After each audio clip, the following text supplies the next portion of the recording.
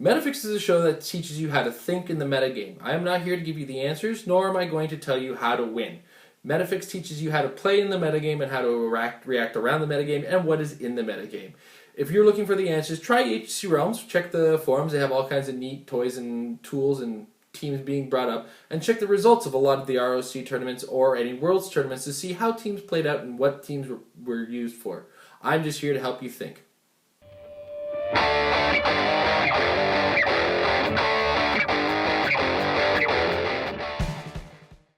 So last week, was it last week? I said I'd talk at length about a subject that I wanted to talk about at length this week. And that topic is effectively using point values of characters. At least awareness is an important thing. Now, what I discussed last week is Thanos' throne was a really cool little toy. At 100 points or 135 points, you get a vehicle with incredible stats, awesome ability set, but it does require a pilot who costs at least 100 points. Now, there is a way around that, as it has been discovered. Courtesy of a ruling that got made on the WES, dudes named Ultron have something... Now I'm just showing off. Have something called a drone dial. Now that drone dial, in a lot of cases, not all of them, not 100% cases, but a good number of the cases, have a point value, well, all of them have a point value of 30 points that you can pay for them. They also have a higher point value. A lot of them are 120 or 30. Some of them are 60 and 30, and one of them is 125 and 30. This episode's already off the rails. Now, one of the parts of the rules is that for every other effect, other than paying for those points, they're worth 120 points or 60 points or whatever the highest point value on that dial is.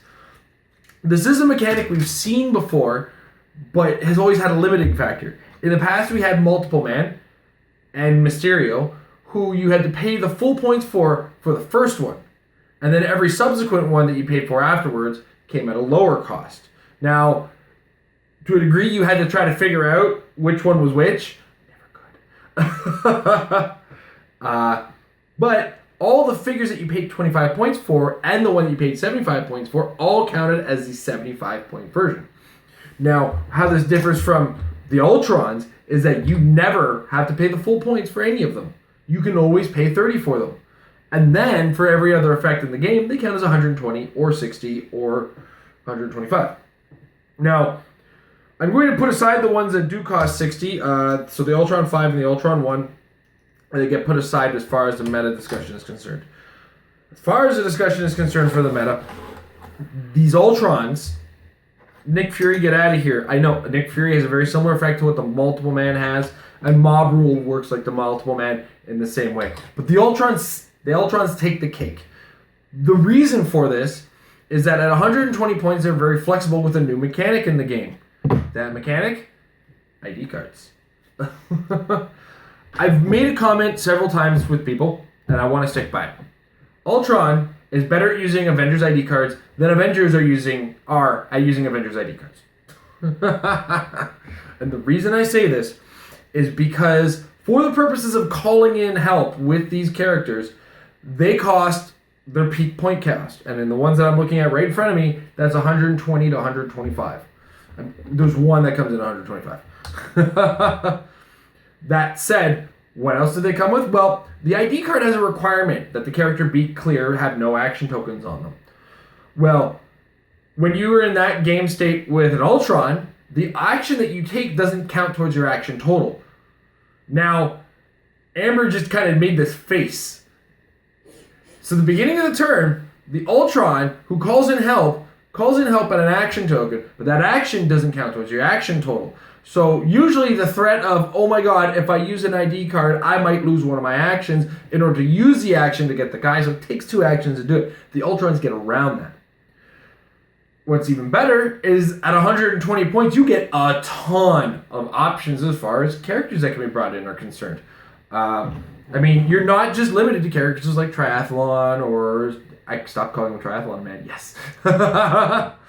Triathlon, you're not just limited to small Rick Joneses or Jarvises or you got room to grow on that. You can use a shield level 7 card and bring in a Nick Fury with a 30-point figure. And then you can use that Nick Fury like he started on your team. Also, if somehow you manage to give these Ultrons a leadership role, they count as 120 points, even though you paid 30 points for them. So sometimes in this game, there is effects that your point value can really be a focus on. And if you can find a way around that, that's absolutely fantastic. Always pay attention to your leaderships, guys. Also, never forget, if one of these Ultrons happens across super strength, well, you can pick up one of these bad boys. I paid for a 30-point figure who can pick up an ultra heavy object. And can also call in Nick Fury. So, point value on a character is another stat nowadays that you can look at and manipulate to enough of a degree in your advantage. Now, it's very limited in the number of characters that can do it, so you got to pay attention to, is it worth it? And this is the part of the conversation I really want to get into, specifically with the Ultrons.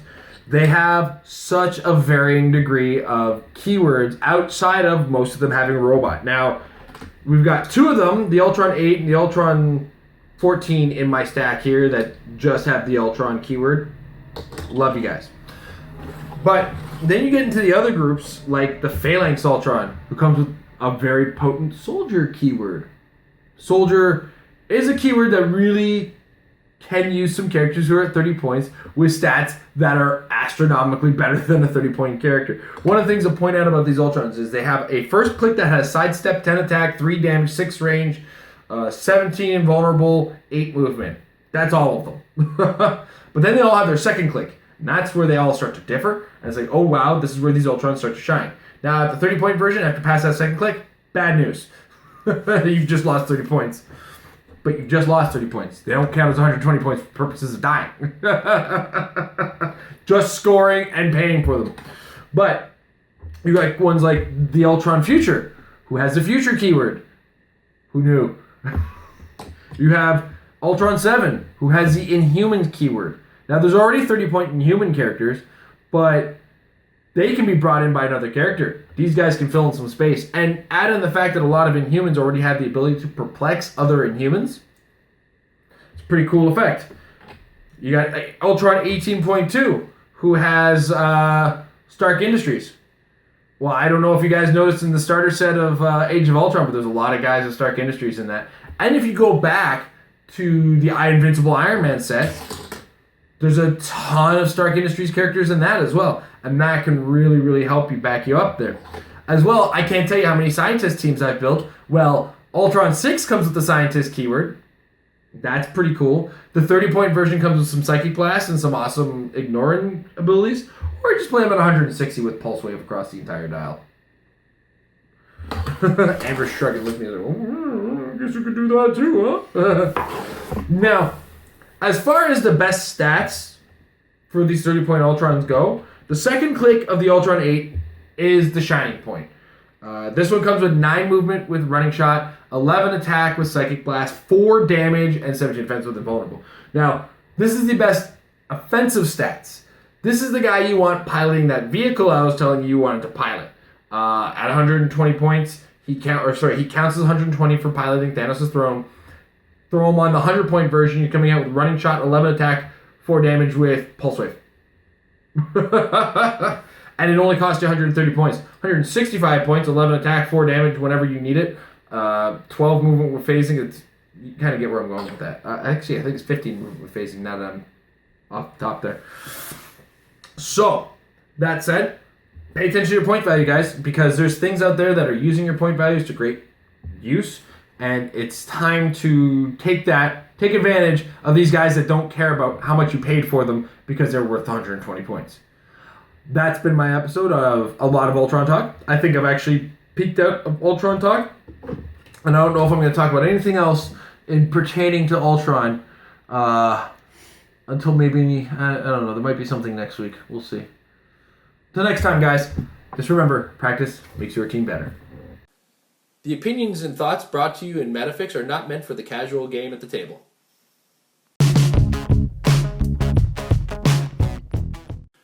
Made with Clix is brought to you by Majestic's Heroclix sales down in Costa Mesa, California. Right now, they're in the middle of storefront change. In the meantime, don't forget to check out their eBay store. If you check the link down below, they always have great Heroclix stuff at fantastic prices, and they'll ship just about anywhere.